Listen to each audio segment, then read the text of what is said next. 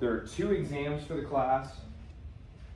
I will post. So I'm gonna make a new channel for this class. So it'll have all the videos that we do.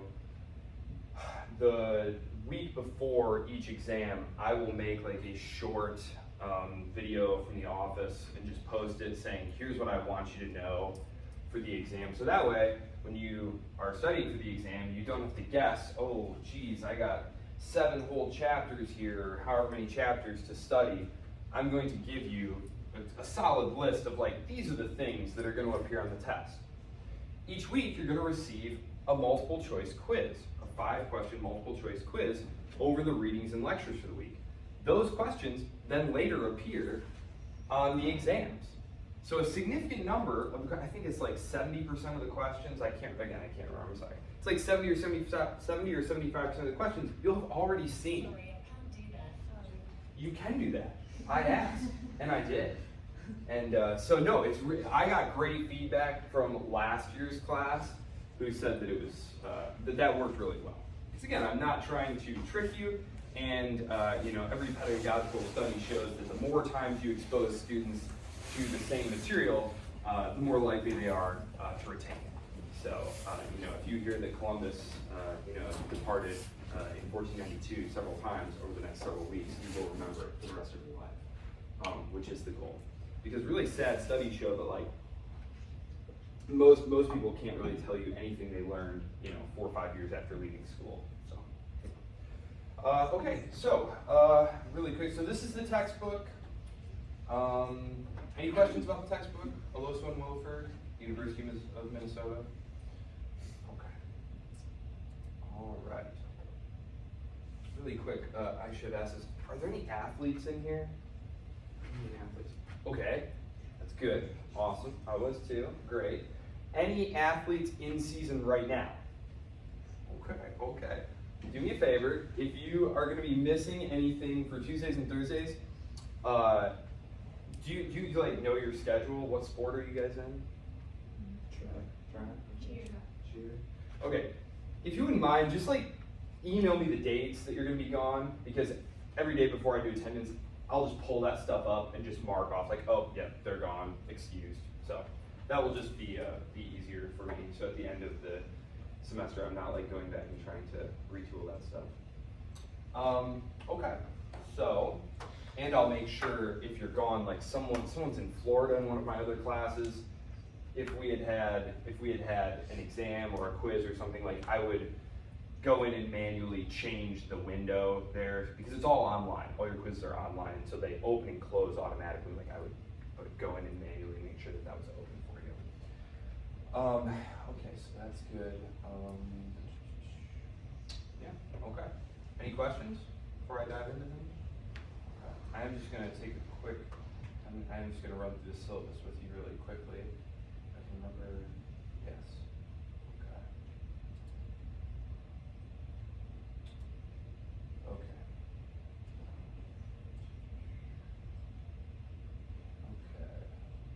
Just Solis-Mullen, that is me. Tuesday, that is today. And polling 202, that is this place. You guys can read that yourselves. I mostly just want to go over the things that you're most interested in, which is how are we going to get graded in here, right? Okay, so attendance is 20% of your grade. Like I said, I'm probably going to stop taking attendance after the administration stops requiring me to do it. The lectures will be posted online. If you have something going on, that is up to you. I feel like you are in college at this point. It will be helpful for you to attend class, but I also feel like part of college is learning to make decisions about how to use your time. So those will just be points for you. So that will be helpful. The weekly reading quizzes, that is over, it really should say just quizzes, because anything that I say, such as my favorite sports team or anything like that, is fair game. It will be strictly about the readings. So then there's exam 1, exam 2, and then the final exam. Now, the final exam is comprehensive. However, you will have a lot of the questions already. You will see a lot of the same questions from exam 1 and exam 2. Only about, I think it was like 15% of the questions or something like that from last year were like completely new. You hadn't seen them on a quiz, you hadn't seen them on either of your exams. So, but again, I will post a video several days before the final exam, and I'll say, hey, the last 15% of questions or whatever are going to cover these subjects. So you won't know exactly what the question is, but you will have a good idea of what to be looking for in the book. Total possible points, 500. Yep. And so there you go. Typical grading scale. This is just the department's grading scale. Yeah. And then there's the class schedule. There are. Oh yes. Okay. So are there any like history buffs in here? Anybody like really like history? Okay. That's all right. I won't out you. You can email me privately and be like, I was so embarrassed to say that I liked history in front of all of my new colleagues. So, but I do. I super love it. I'm gonna name my first son history. These links right here. Actually, I'll just point up here. I forgot my laser pointer. Actually, I didn't forget. My son broke it. He loves playing with it. My 4-year-old. And it got broken. I just did not have time. I didn't think to replace it. I will. I'm just gonna go point with me fingers here. These right here are hyperlinks to this series of videos called Crash Course. And if you're interested in just like some real like fun, engaging, like fun, quote unquote, listen to me. I am a history nerd, so you know, unsurprising, right? If you click on those, it takes you to this channel. His name's John Green, and he does these really fun, engaging, like 10-minute videos that will supplement, they go along. I went and put those videos on there because they follow the course material. So for chapter 1 that we're reading, those are all short little 10-minute videos that he did about those topics. Because I know that reading is, what should I say about reading? I am aware that people like reading less and less and less and less. Is there anyone here who loathes reading? No one's gonna raise their hand for that, that's okay. Again, you can just email me. Anyway, there's those videos there if that's a better way for you to engage. The first exam is 210, no, it's 214. 214. So I'll post on 210 and I'll do the review. So it will cover up to chapter 4. So there you go. If you're like me and you like to work ahead, there you go. That's what you have to look forward to. Okay. Any questions about the syllabus? Okay.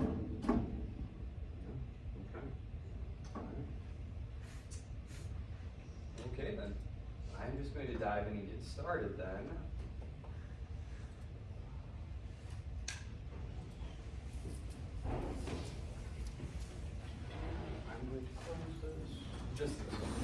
I'm just going to close this one. There we go. I just think the slides show up better the darker it is. That's why when I first got in here, I was playing with the light switches to try and shut only these lights off. Okay. I don't have any kind of like weird light sensitivity thing, but it's just strictly technical. Okay. Okay.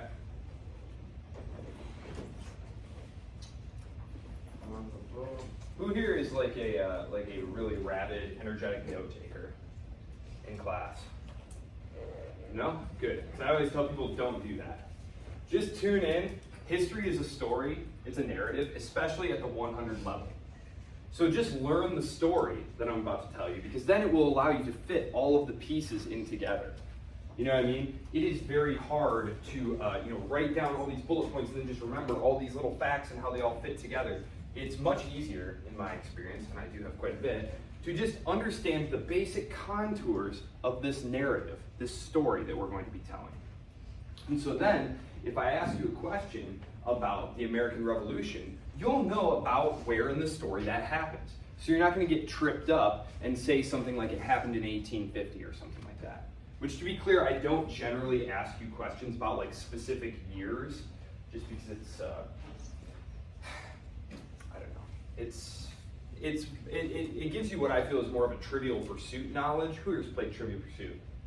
Trivial Pursuit. So it's a great game, but I also feel like it's not the best way to teach new students a topic like world history from 1500 to the modern day. It's more important to have them be able to explain in words, hey, how did we go from a system of kingdoms, monarchies, the private property of monarchs, to colonial empires, to democratic nation states, right? It's more important that you be able to summarize that for me in like 500 words than that you be able to tell me that in 1789 a bunch of French people rioted, right? I mean, you will obviously want to be able to say something about the importance of the French Revolution, but it's less important that you can tell me specific dates and names of people. Okay, let me grab my reminder here.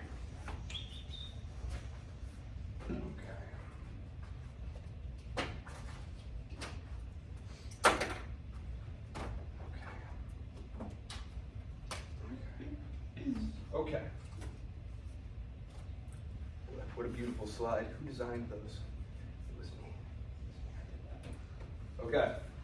Is that the first slide? Yeah, it is. Okay. I did design these. Okay. So, most of you are probably familiar, as I said, with the old grade school rhyme. In 1492, Columbus sailed the ocean blue. More than one of your teachers likely tried to use that to help you remember that date. And puerile though mnemonic devices are, it's helpful, and the event itself is indeed as important as its usual given emphasis suggests. And this is because history prior to the 16th century was a story of regional narratives that didn't really cross one another frequently, or even in the case of the Americas, really at all. There had been empires that had conquered and held large swathes of territory at various points in the preceding millennia, and I have some of them up here for your consideration. You had Alexander the Great, the Roman Empire, the Safavid Persians, the Han Chinese, the Mughals, the Mongols, etc. That one right there is the Mongol Empire right there. That is the largest one until the British Empire of the early 20th century. After World War I is when it reaches its territorial peak. However, these were almost as a rule administratively decentralized, and this is something that we are going to spend a good deal of time talking about because this is one of the great social innovations which is going to occur, it starts to occur in Europe in about the 17th century. It occurs in China much earlier, and we'll talk about that. China is actually the subject of our first week here. But basically, when you have this massive, massive territory here, there was nothing standardizing going on. You weren't setting up schools and administrative outposts and different things like that. Like, this was nominally your territory, and there'd be some sort of territorial governor, and he left everybody alone to do their own religion, run their own local lives, do all their own things, and they just paid some tribute to him, and he kicked some back to the center, and that was it. And this is, of course, going to be very, very different from the sorts of European empires and states that are going to be created. Because what they're interested in is high levels of administrative control and homogenizing things within the territory they control. This is not the emphasis of these early empires. So, as I said, these were almost as a rule administratively decentralized, ethnically, linguistically, religiously heterogeneous, and they often had very little to do with other empires, civilizations, etc. As you can see, they are not really touching anything. Each other, they're not contiguous, that is. This isn't to say they didn't have anything to do with one another. There are records of Roman delegations to the Chinese imperial court during the age of the Antonines, which I found very interesting when I learned that. This would be in like the first century. They were I need to get my laser. They were essentially tooling down through the Indian Ocean there, following the monsoon winds. But everything I'm saying here, these are general rules. This is a 100 level class. So when I say that these empires really didn't have anything to do with each other, when I say that they were really heterogeneous and stuff, it's not to say that there are no exceptions to these rules. Of course, there are going to be many exceptions to these rules. But for the purposes of our class and this 100 level introduction, this is what we're going to go with as our narrative here. So beginning in 1500, however, the hitherto regional narratives begin to become conjoined. If I were to try and tell you a story, and if you take History 121, I will attempt to do this for you. I will attempt to tell you these different regional narratives. that go from the ancient times all the way up to 1500. 1500 is great though. This class is great because it's when all of these narratives start to come together. We have this era of globalization. Globalization, if you do like a Google Ngram search, anyone know what an Ngram search is? You do those? Okay. So the word globalization really doesn't enter modern parlance until like the 1980s. It becomes this big buzzword. But globalization, this is really our first era of globalization, when people, goods, ideas start to become interconnected around the globe. So, the purpose of this first lecture is to provide some initial context for the topics that will occupy us going forward. Toward the end of the lecture, I'll also begin to introduce the first of our regions of interest, and that is at the far east of the Asian continent, the civilization of China. I already gave you my aside there about there being exceptions to everything that I say here, so I'm going to spend then the first portion of the lecture here trying to essentially explain how we get to this basic civilizational picture in 1500, because I don't want to assume that you all know how we got to this point here. So, yes, okay, yes. I don't want to get too far ahead of myself here. I don't remember. If you go way back several thousand years, we have what is referred to as the agricultural revolution. This was basically the domestication of animal wildlife, which allowed humanity to transition from the hunter-gatherer to the fixed settlement pattern of existence. And this enabled the growth of larger settlements, higher birth rates, and eventually the diversification of labor. Basically, if you don't have everyone hunting or growing their own food, you can afford to have some people in your society start to produce specific goods for others to use their produce to trade for. So, even once this happens, though, it isn't until really the 19th and early 20th century that the overwhelming majority of human beings cease to be employed in farming. This is all, by the way, I told you this all follows the reading. This is the introduction / first part of chapter 1 in Oloso and Wilford.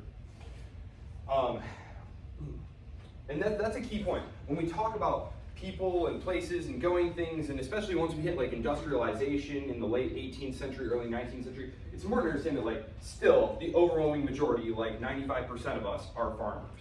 Like if we had been born, you know, a few hundred years ago, we were all farmers, and this was true really until in pretty much all the Western countries until about the turn of the last century. So most of these early civilizational hubs, these cities, sprouted near great rivers: the Nile, the Ganges, the Yellow, etc. The reasons for this are several, from irrigation to the ease of transport to soil enrichment. Now, how these burgeoning settlements developed into more complex social forms like kingdoms and empires is a bit speculative. Obviously, we don't know. One of the more popularly accepted theories is that of the stationary bandit theory. This is essentially that groups of armed men decided to cut a deal with city dwellers. So you imagine, here we are, we've built our little settlement. It grew out of like some family groups, right? It eventually got larger. There's a few hundred of us, and we're growing our food and living our lives. And suddenly, this armed horde of dudes show up, right? And they're gonna raid and pillage. Now, the theory goes that some of these guys realized, you know what, guys? Instead of just taking everything, sacking this little town and burning it down and stuff, what if we just kind of set up shop here and cut a deal with the locals and say, listen, there's a lot of guys like us roaming around. How about you just give us tribute, like a portion of what you're growing, feed us, clothe us, that's what we're after really, a living, and we'll protect you from all the other guys like us out there. And so that's the idea that these groups, instead of going place to place, extracting the resources that they needed from different communities, they basically set up shop in one community and cut a deal with them. And just said, look, we're going to extract resources from you in exchange for protection. It's kind of like the mafia principle, right? Protection money. So that is one of the, I think, fairly compelling explanations for how these grew up. And again, we're talking thousands of years ago here, so we really don't know. It's really all speculative. Okay. The tyranny of distance. It wasn't until the 19th century and the advent of the telegraph that a message could get from point A to point B faster than someone on horseback. So, from ancient times to the Pony Express of the American West, there was basically no change in that regard. There were some innovations, things like the saddle, which generally allowed riders more control and endurance, improvements in roads that allowed for smoother, more direct travel. But these were incremental improvements, not transformative ones. And this matters because something a ruler or a government needs if it is going to effectively extract the resources it needs to sustain itself is the loyalty of its distant people. So, again, just to emphasize here, talking about these large places here, just think about trying to give orders. Like if you are, here, right, and you need to send messages around saying that this is going to be the policy this month, this week, this year. It takes 6 months for a guy to get up here, deliver the message, get back, and this is if he doesn't die, right? A million things could happen to him, right? So, again, I find it so interesting that, who knows what a telegraph is? I mentioned the telegraph. Telegraph? Okay, for those of you who don't know, in the middle of the 19th century, that is the 1800s. I'm sorry, I keep doing that. So when someone says like the 19th century, they're talking about the 1800s. And if someone mentions the 15th century, they're talking about the 1400s. Does that make sense? Okay, sorry, I should have explained that. Okay, I don't know if you guys knew that or not, but that is how it works. So in the middle of the 19th century, these guys figured out that you could send an electrical impulse along these wires. You go beep, beep, beep, beep, beep, beep, beep, beep, beep, beep, beep, beep, dots and dashes. Okay, this is called Morse code. You could send it along this wire, and you could just run this wire as long as you wanted. And at the other end, a dude could be sitting there and write down your dots and dashes and beeps and whatnot, like a code, like a coded message. And you could communicate this way. So all of a sudden, from ancient times all the way until the 38 is when it was, till the mid 1830s, the fastest way that I could get a message to someone was to write it down, give it to my guy on horseback, and hope that he got there. And he's riding as fast as he can. And the Pony Express was this like mail route, so they'd have horses along the way because obviously your horse is like completely blown out after like a few days of hard riding. So you'd hit the next station, leave your horse there, get another horse. But it still took forever. Now all of a sudden you can send a message from the East Coast of the United States to the West Coast of the United States in 6 minutes. This is transformative. This is not, hey, the roads are a little better. Hey, there's a little better security. Hey, we got more horses. No, this is transformative. And I don't know that we'll ever see something as transformative as the telegraph again, because of course now we have, text message, right? But it's still like, 6 minutes, a couple seconds. We're talking about 6 months, and maybe they don't even make it. So, yeah. Okay.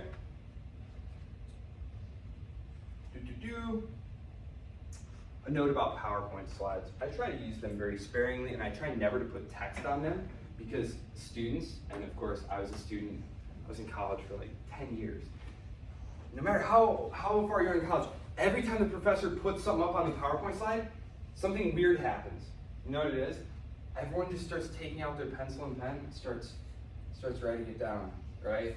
Because this must be the thing. So it's important enough for them to write it on the slide. So I usually just stick to like illustrations to just kind of show you things that I think are interesting or important for you. So, yes, these were some of the empires, because I have them on here, but you can't really see what's going on inside of them here.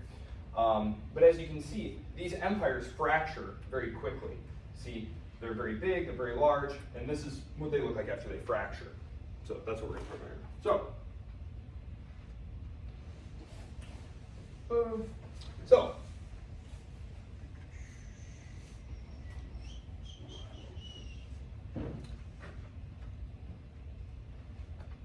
Okay, so you had the Mughal Empire. These were some of the large empires that did grow up during this period, and who we're going to be coming on into here.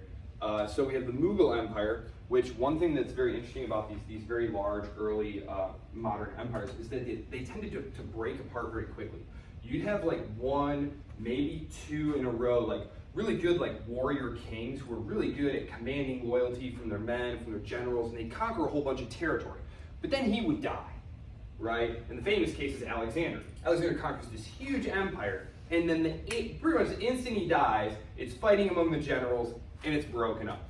This is a recurring theme that happens throughout history. And so when you look at something like the British Empire, this is the difference that we're talking about between the pre-modern kingdoms and the modern, capital M, modern period states, which are these heavily bureaucratized professional states. Just because the King of England died, that didn't mean anything. The empire is still here. You've got all these professional office workers in the foreign service. You know, it's all very professionalized, institutionalized. So that's what's going to allow these other states to persist. Some of these empires are going to still be there. This is the one, the Mughal Empire, that breaks up. These are the successor states to the Western Roman Empire. This is one of the first Chinese empires that breaks up. Oh, and this was Alexander's right here. So, okay. Yes. This is the British Empire in 1922. Greatest territorial extent. One thing that I do want to emphasize is the transitory nature of history. History is really the cataloging of change. I am sure that in the 1880s, every Englishman believed that the British Empire was going to last 1,000 years, right? It was the greatest thing that had ever been created. It was going to last for 1,000 years. Even the United States, right? The United States has been in existence for, 270 at this point. 270 is not that long, right? The Roman Empire lasted about 1,000 years. Well, it was the Roman Republic, but and so this is a poem by Percy Bysshe Shelley that I think really encapsulates the study of history and an appreciation of history. So, I met a traveler from an antique land who said, "Two vast and trunkless legs of stone stand in the desert. Near them on the sand, half sunk, a shattered visage lies, whose frown and wrinkled lip and sneer of cold command tell that its sculptor well those passions read, which yet survive, stamped on these lifeless things, that hand that mocked them and the heart that fed, and on the pedestal these words appear, my name is Ozymandias, King of Kings, look on my works, ye mighty, in despair. Nothing beside remains, round the decay of that colossal wreck, boundless and bare, the lone and level sands stretch far away." Basically saying that the greatest of human accomplishments, the greatest things that human beings create, with time, all pass away. So you can imagine this British traveler, and he's coming upon this old ruin. If any of you have traveled, anybody been abroad? Been to like ancient ruins and stuff? Yeah, and there's these like really great monuments, and it's like, I'm the greatest, and we conquered all these dudes, and you're gonna really appreciate this. And it's like, no one talks about you, dude, ever. I'm just here kind of checking it out. So, all right. Oh yes, I'll get to this one. I'll leave it on this one because that's a sad slide. Here we go. So, what made these previously huge agglomerations of territory possible was the ability to deploy large amounts of concentrated force. That's just a fancy way of saying armies. Nothing much else held them together other than military force. Apart from, in cases like the Roman example, a desire to live inside the empire to enjoy the relative peace and possibility of prosperity that it offered. This is a critical point here about these successor states. The Roman Empire here, actually, I'm going to go back to that. The Roman Empire here, this was basically like one large trading zone. And so the Germanic peoples who are coming, I really need to replace my laser pointer, who are coming from the east there, from like the Hungarian plain and stuff, they didn't want to destroy the Roman Empire. They wanted to live inside of it, to get rich and safe, because they're actually fleeing people like the Huns. So, yes, so the Roman Empire is a little bit different there, but for the most part, yes, that is what we were talking about here. When you look at your textbook, chapter 1, the reading for this week, the quiz over which is already open, actually, you'll find a great dynamic map illustrating the expansion and almost immediate fragmentation of the great Mongol Empire we were just talking about. and that's in Oloso and Williford, chapter 1. This breakup is illustrative of one of David Gibbon's classic quips. This was the English historian who wrote The Decline and Fall of the Roman Empire. What Gibbon said, though, was that given the immense number of centrifugal forces at work, we ought not really to wonder that the Roman Empire declined and fell when it did, but rather we should marvel at how it lasted so long. Many centuries.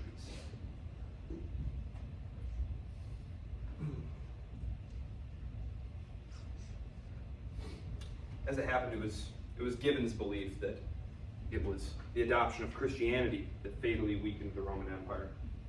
And while it's generally accepted to have been a factor, there were literally hundreds of other reasons. Many of them, such as the failure, as I said, to properly assimilate large numbers of Germanic tribes that were of far more importance than supplanting the old Roman pantheon of gods borrowed from the Greek. One of the interesting problems that they had was the emperor was increasingly unwilling to put generals into the field with very large armies. This is a problem here. This is a delegation problem, and this is something that we're going to see repeat, especially in the context of the Chinese Civil War in the 1930s that we're going to talk about. Is you have this massive territory that you need to defend, right? And so you need to be able to delegate. If you want to think of the head of a state as being like a CEO, the best CEOs know how to do what? Manage people and delegate, right? What you don't want is that micromanager who feels the need to handle every single little problem by him or herself, right? Jimmy Carter, the late Jimmy Carter, was very famous, or rather infamous, for being just a horrible micromanager in the White House. He was so crazy, he wanted to review every single thing, even who wanted to rent the tennis courts that day. He would review who wanted to use the tennis courts that day, sign off on it, who was doing it. It's like, sir, that is just a million miles below your pay grade. You've got to delegate that stuff. More important things going on. Same thing here. Now, in the case of the Roman emperors, the later Roman emperors, their legitimacy was so fragile because it was based on military authority. If you put a general out into the field with a large army, all of a sudden you might have just put your replacement out there, right? If he's successful and wins some battles, he might be the new emperor. And as I said, in the 1930s, Chiang Kai-shek, the founder of the Republic on Taiwan, who was actually leading mainland China at the time, he was one of those who really, he frustrated the American military attaché General Stilwell to no end because he wouldn't share power, because he was afraid that if he did empower another general, that would become his replacement.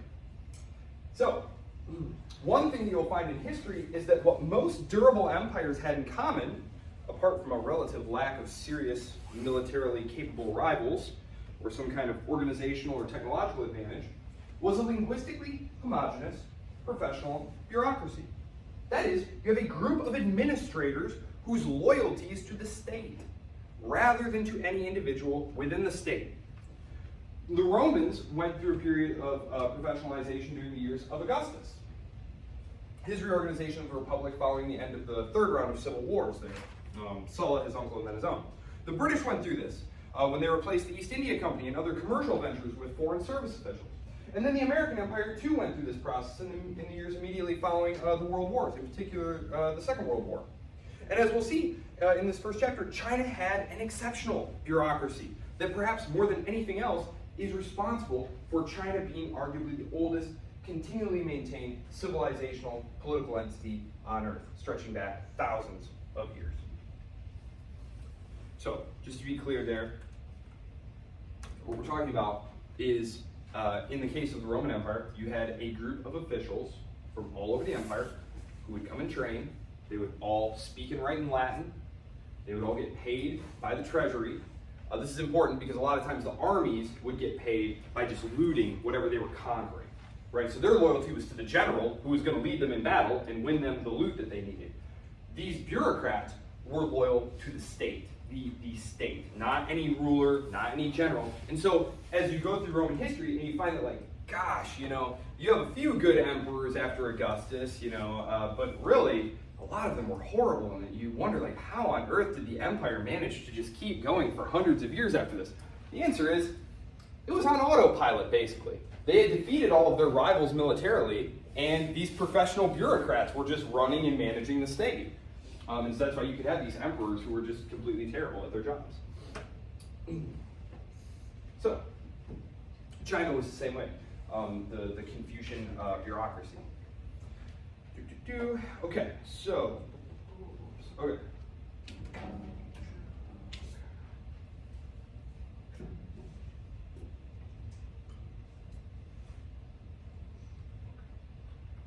Now, arguably the best way to hold on to an empire is to leave the people alone culturally and tax them as little as possible. This is what we saw early on with those early empires, right? You tax them very little, you basically leave them alone, let them do whatever they want, keep their own religion. Alexander was very famous for whenever he went and conquered a new place, he would add their gods to his pantheon. The Romans did the same thing too. And the idea here was sort of like a power move. Like, our God defeated your God, and now your God is like helping our God defeat all these other people too. Now, arguably, the best way to hold on to an empire, as I said, is to leave them alone, not tax them. But you might be wondering, what kind of empire is that? If people are all different, if they're not really paying into, what kind of empire is that? And that's a fair question, and one we'll certainly delve into later on in our discussion in the context of the later European state formation and what we call nationalism, what they call the nationalities question. And to illustrate the kinds of problems we'll encounter here as we open this class and take a look at our introduction, let's take a look at Yugoslavia. You guys were born in what, 2004, 2005? Right about that? Okay, well back in the 1990s, way back in the 1990s, there was this, way back in the I was born in 1989. Way back in the 1990s, there was this state called Yugoslavia. And if you really get into the study of the First World War, for example, the desire of the people of this region to have their own South Slav states, that's what Yugoslav means, played a huge part in the outbreak of the First World War, which of course played a huge part in the outbreak of the Second World War, which helped create the Cold War, et cetera, et cetera. History is all connected. It disintegrated. It disintegrated in a horrible round of civil wars in the early 1990s when the Catholic Croats and Slovenes, Orthodox Serbs and Muslim Bosnians, fought it out in order to achieve self-rule for their individual group. And so the reason I put these two up here side by side is when we start talking about states, we often think of like, well, there you have it. It's just a state. The people inside it are all identical and stuff. But when you actually zoom into states, oftentimes what you find is something like this. It's actually a hodgepodge of different ethnicities, different linguistic groups, and the project of modern state formation was to eliminate this difference. And so part of the problem was that Serbia wanted to sort of eliminate a lot of the difference in here. For example, that's Serbo-Croat. Basically that Serbia was sort of the progenitor of all of these different variations.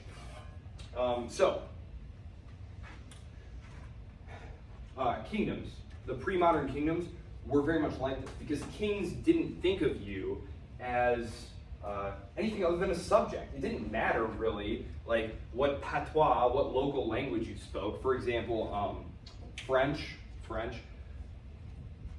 What we call French was only spoken in like a very small little area around Paris until like a few hundred years ago. You spoke Breton or Provençal or Occitan, or depending on where you were, in which province you were. But it didn't matter because you weren't part of a nation. You were just subjects, and where you lived was the private property of the king, who had given it to a lord to be his private property in return for service. So it wasn't like our land, it wasn't our nation, our people. That's a very modern nationalistic way of thinking, and so we can't project that backwards there. Sorry, keep bumping this. Love tablets. Okay. Actually, in France, because I looked this up last year when I was putting this together, I use France as an example a lot because the French Revolution is sort of taken as kind of the birth of modern nationalism, the birth of the nation state. For example, prior to the French Revolution, if you were a king, the last thing you were going to do was arm your population, right? If there was trouble, you had your professional army, and most of the time the trouble was needing to quash some dissent in your own kingdom. So you would never arm your own population you never arm your own population. They were likely to turn against you as fight the enemy. But the French, after deposing me, they arm up the population. They basically draft you all into the army, give you guns, and this is your country, and we need to defend it from the invaders and stuff. So this is a very transformative way of looking at things. So, because France was sort of the home of modern nationalism, I tend to use France as an example. And in France today, over 1 million people still speak Provençal. Over 1 million people still speak this language, even though hundreds of years ago, during the French Revolution, the new government in Paris tried to stamp out all of these regional dialects. No, you're French, you speak French, specifically our version of French, and so they started setting up public schools where they only would teach you in Parisian French. All orders, all laws, all decrees, everything was written in this new style of French. And so if you didn't want to get completely left behind, socioeconomically, politically, you need to get on board with the new project. And so there you have it. So, before I go any further, are there any questions? This is all just stuff from the introduction, bringing us up to 1500. So, I know that was a lot to kind of blow through there. Do any of you have any questions about how likely am I to recommend PowerPoint? Not very likely. I don't love PowerPoint. Everyone uses PowerPoint. You all know how to use PowerPoint, right? Point. A lot of power, okay? Okay. Yes, oh yeah, I did have that there. Yeah, this is really interesting stuff. Yes, these are the various regions of France here. Yeah, and there's Paris right here. These were the king's lands, right? And so if he wanted to wage a military campaign, he'd have to convince the Duke of Burgundy, oh, come on, help me out here. Duke of Burgundy would be like, well, maybe, because he couldn't really make him do that. Here's the Duchy of Aquitaine. Gascony, that's where, who's read the Three Musketeers, or seen the movie knows what it is. That's where D'Artagnan is from, he's a Gascon. Here's the Duchy of Normandy, which of course was home to those Viking guys who came and landed there, took some land, and then they went and invaded England, 1066. So, this was the Holy Roman Empire, which today we call Germany. But these were all the various little German states, and as you can see, these pre-modern states, they're just, there's really no central authority that can effectively command these extraneous parts. It was much more collaborative. This is why we're going to talk about the rise of absolutism, starting 1500s, 1600s. This is the process of these kings trying to subjugate, really, their nobles to them and centralize power to themselves. Because if you want to go wage war, it's not a matter of just declaring war and let's go fight these guys. No, you had to strike all these deals and beg them for money. As a king, you were super weak. You were really weak. The Holy Roman Emperor, again, you're basically just sort of a figurehead. You have an actual, well, number one, you had to be elected. You had to be elected in that case. But again, you had to try and convince these nobles to do this. You often had to trade them privileges, which was horrible because what did the nobles want? To not pay taxes. So you'd be like, okay, help me fight this war, and I'll exempt these lands from being taxed in perpetuity. Well, if you do this enough times over the centuries, what happens is you erode your tax base. One of the big problems that's going to happen during the French Revolution, that's going to lead to the French Revolution, is the French king just can't tax enough money out of his nobles because he can't tax the nobles anymore. He can't really tax the clergy anymore. So he's reduced to just trying to squeeze the peasants as hard as he can. Because over time, they had traded away all of these taxing privileges. So that's just one of those things that if you really dig into history, you find that even the most far-seeing sovereigns are making decisions that have unforeseen complications down the road that later policymakers are going to have to deal with. So, but this is just an illustration of just how decentralized power was in these pre-modern. When I say pre-modern, I'm talking about pre-1500s. That's late Middle Ages kingdoms were. And so 1500 is when we start using capital M, like the modern period. And the modern period is generally taken to be about 1500 to about 1945. The end of World War II, most historians now say, after that, we enter what's called postmodernity, postmodern. There are some historians who just kind of reject that and say, no, we're really still in the modern period, but I won't get into that. I don't really have a take on that. History, the science of change.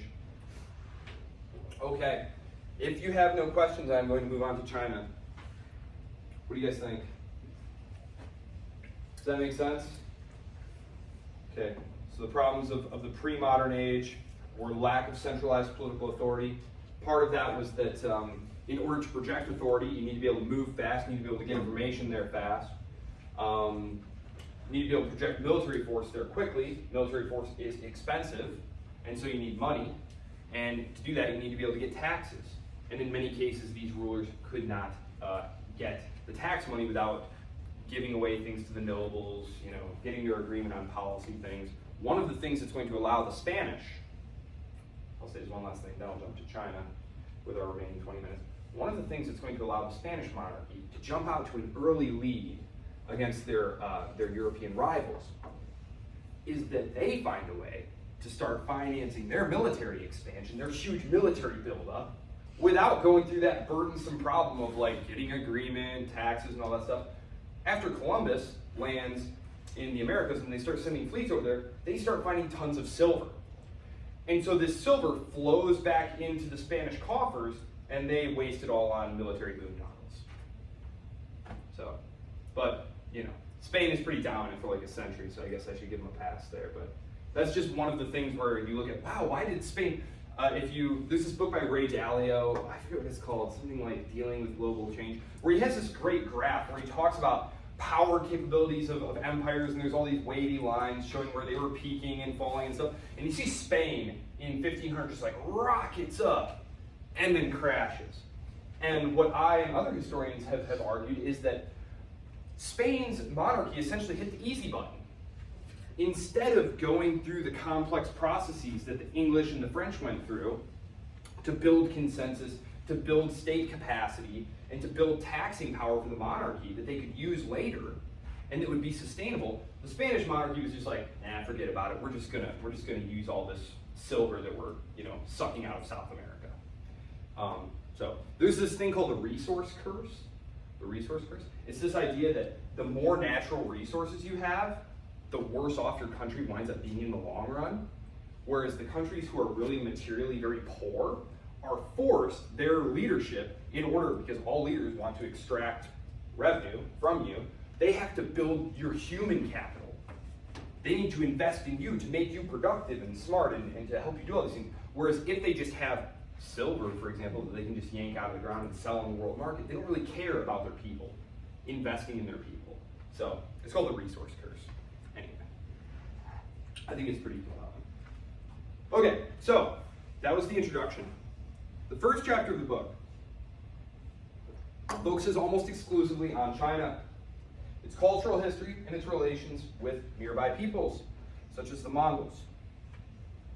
And the authors have you understand that by 1500, the beginning of the modern, capital M, modern period, China was the most economically and technologically advanced polity on Earth, along with being the oldest and most populous. Now, this is all true, and in terms of understanding China, and particularly its incredible longevity, as you'll see here in the earliest moment, in a moment, the earliest antecedents of Chinese civilization reach all the way back to the time of the pharaohs Khufu and Khafre. These were the guys who ordered those great big pyramids in Giza to be constructed. So we're talking about going all the way back. China is, in the words of the now deceased American political scientist Lucian Pye, best understood historically as a civilization rather than a state. Now what he meant by that is that the territory that constituted quote-unquote China changed significantly over the millennia, over the centuries, as did the nature and origins of its rulers. What remained the same, the glue, if you will, its defining characteristics were cultural, language and religion first and foremost.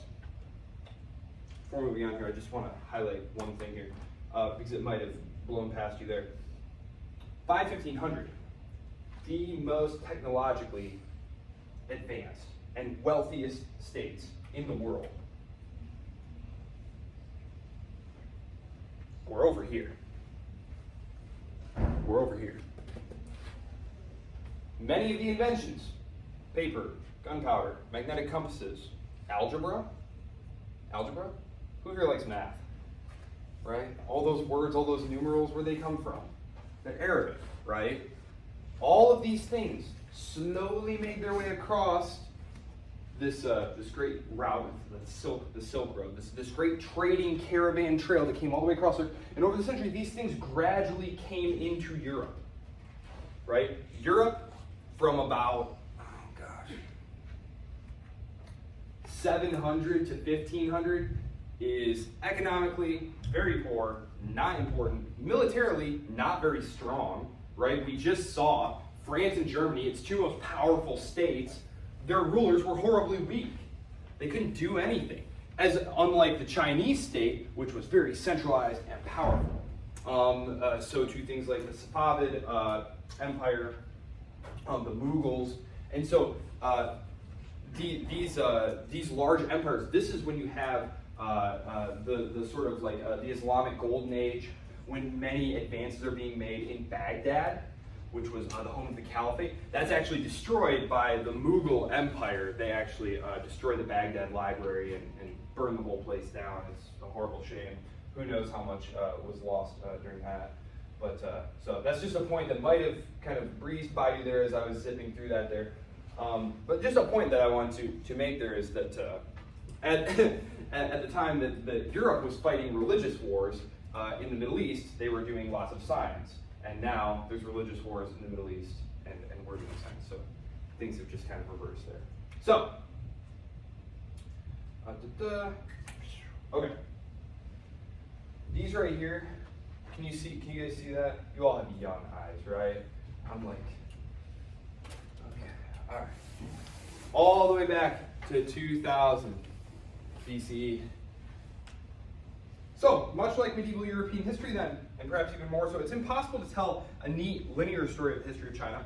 There's a great deal of division and interruption. There are well over 50 recorded dynasties.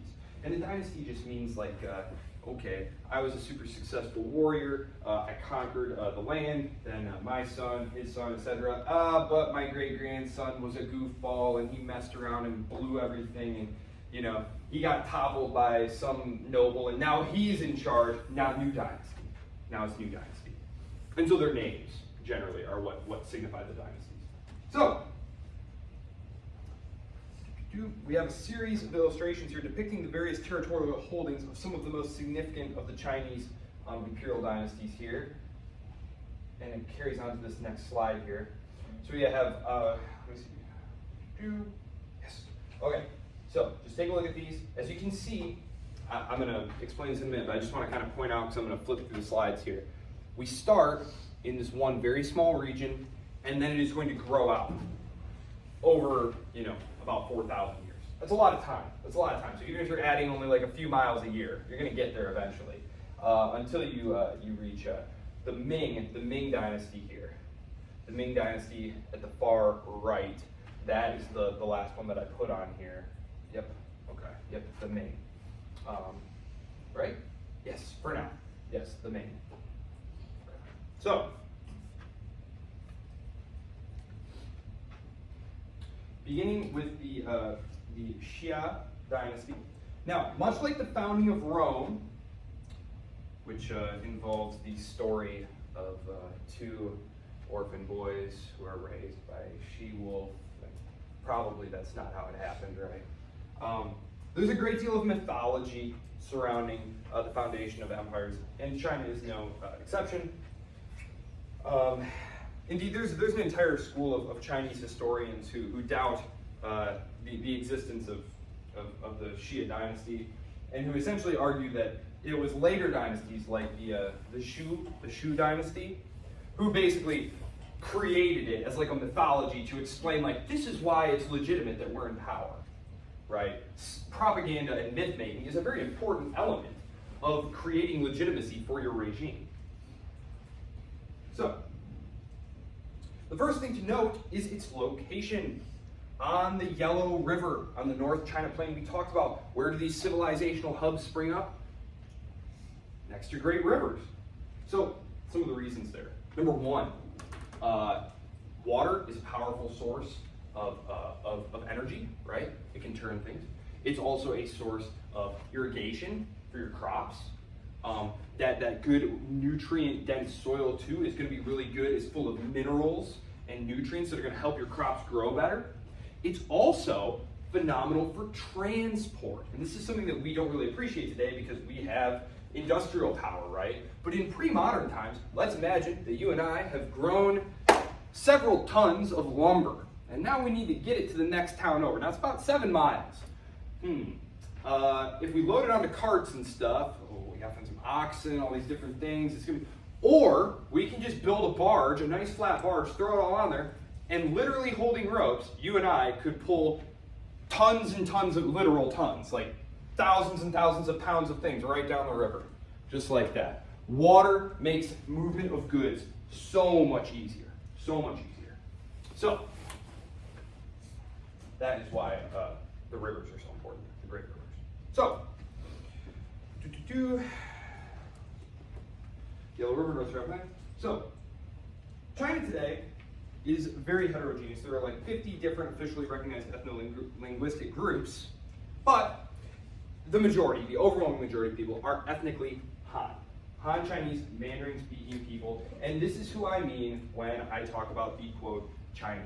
Again, I'm going to speak in generalities, so anyone in this room or anyone watching later who's like, well, there are other people in China. Yes, I know, but like a billion of them are ethnically Han Chinese, and so that's what I'm going to call Chinese. So, and this is the area where the Han are said to have originated.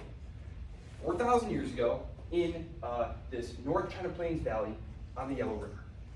Now, this semi-mythical Xia dynasty is alleged to have been supplanted by the Shang, who through virtuous rule and successful wars expanded the territory controlled by the burgeoning Chinese Empire. This is something else that we're going to see a lot here. They're in turn displaced by the Zhou. And one of the things you note in these early historical accounts, and this is something that will recur throughout, is this idea of eventual degeneracy.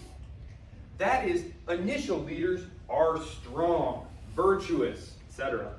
And then, as generations pass, the leadership becomes degenerate, soft, weak, sloppy, and they lose the right to rule.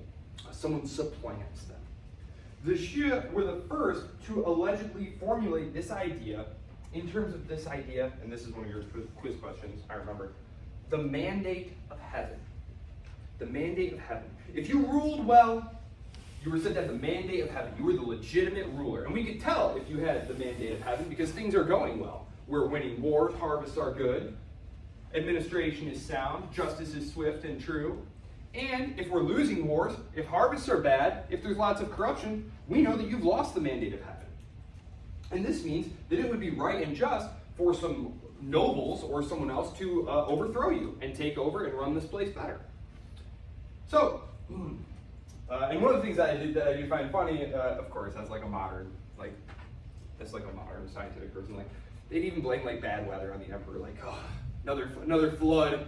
It's time for this emperor to go. What do you say, guys? Need a new emperor. Another flood. So, yes, and just bad happenings would provoke rebellions. So, these early kingdoms were patrimonial. Patrimonial. That means it was basically just run by your brother and his kid and your sister's friend, you know. It was not professionalized. They were just run by members of the emperor's own family, including those who had been brought in by marriage or brought in symbolically as vassals. If you wanted to be like a vassal of a powerful lord, you were like part of his family. And these would usually be powerful local warlords, barons, if you want to think of it in the medieval European context. You got a guy over there next to, several towns over who's like pretty strong, got a nice retinue of soldiers. You might want to marry him into your family because he could be potentially dangerous down the road. Better to just bring him into the family.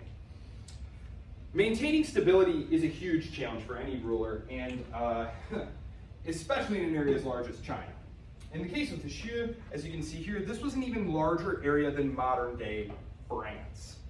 And revolt among various powerful vassals leads to the Warring States period. So as you can see here, this area right here, which is nowhere close to the size of modern China, contemporary China, let's go back and look at what France was dealing with. This was what the poor king of France was having to deal with. All these powerful nobles who wouldn't listen to him, right? And France is, generally pretty flat in that area. There's mountains to the south and to the west, the Alps and the Pyrenees respectively.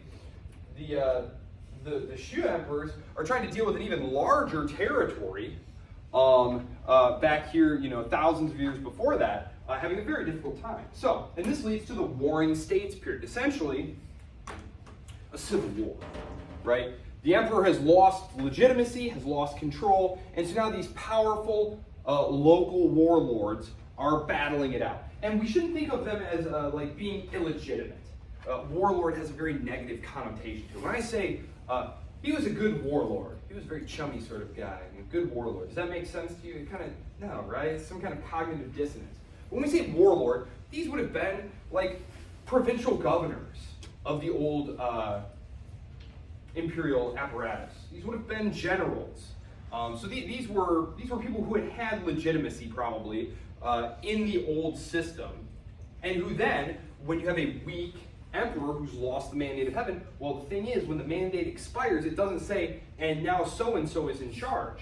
You have to prove you're in charge by winning battles and governing effectively. And this can take a long time, as we can see. The Warring States period lasts for some decades. Out of this, though, will emerge the Han Dynasty, which is where I'm going to leave it today, is the Han Dynasty, right here. This is sort of the first great Chinese dynasty. It is going to quickly break down, plunging into another period of competing kingdoms.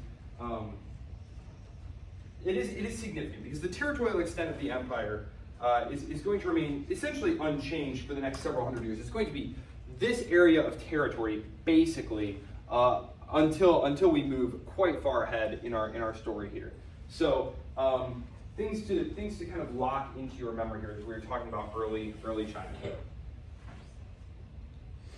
I have 5 minutes. Okay. I had mentioned that China had a phenomenal bureaucracy that kept the state going. That doesn't exist yet. These are still we're about to. It's right in this region that they start saying, just relying on my brother and his kids to administer this province, like sometimes they're idiots and like don't just goof around. Imagine if you put your nephews in charge of something. No, better to have an examination process, and it's open to anyone, and just the best and the brightest will govern. That's a good idea. This is the process that they're going to go through here. So all the way back here, though, it's all just like a patrimonial feudal state where you, the emperor, the king, the emperor, you're ruling. Your son will follow you. Your brothers and uncles are running various administrative things. You've got territorial governors who you're sending out. These are usually going to be powerful locals who, you've got a lot of loyalty in this area. You want to be my vassal? I'll let you be in charge. You can keep 50% of everything, and you owe me the other 50%. And that's basically how it happens. And these are the deals they make. And then your son would follow you, and these arrangements would hopefully persist over time. And the reason I say hopefully persist over time is because war is actually awful. When I was a kid studying history, military history was one of my favorite things. My grandpa was in World War II, Korea, my dad in Vietnam, so very interested in that. But as I got older and really dug into history, I realized war is actually the worst thing ever, truly. So you really want these administrations to stay sound, but they don't. They tend to decay over time. So these are patrimonial states. These are the personal property of the emperor, and they're managed by his family. The Yellow River. I believe there is a question on one of the exams about the rivers and which civilizations sprang up with which river. The Han, the Yellow River on the North China Plain. Yeah, and that's pretty much all I have for you today, because the real bulk of the China stuff is in lecture 2. Because of course I spent most of my time today talking about the introduction, trying to show how we got from pyramids, hunter-gatherers, all the way up to 1500. We're going to bring China up to 1500 because in order to understand where we find China in the year 1500, which is the Ming Dynasty, the last great ethnically Han Chinese dynasty, we have to understand how China was influenced by multiple waves of invasions. And these are going to be important because, of course, the Mughals Mughal is a variation of the word Mongol. And we have to understand how India was when the British stumble upon it in 1500. Actually, it's the Portuguese who first stumble upon it, but we'll get there. Any questions for today? Okay, it was a pleasure meeting all of you, and I look forward to seeing you Thursday. Hopefully we get some good weather. Enjoy. Email me if you need anything.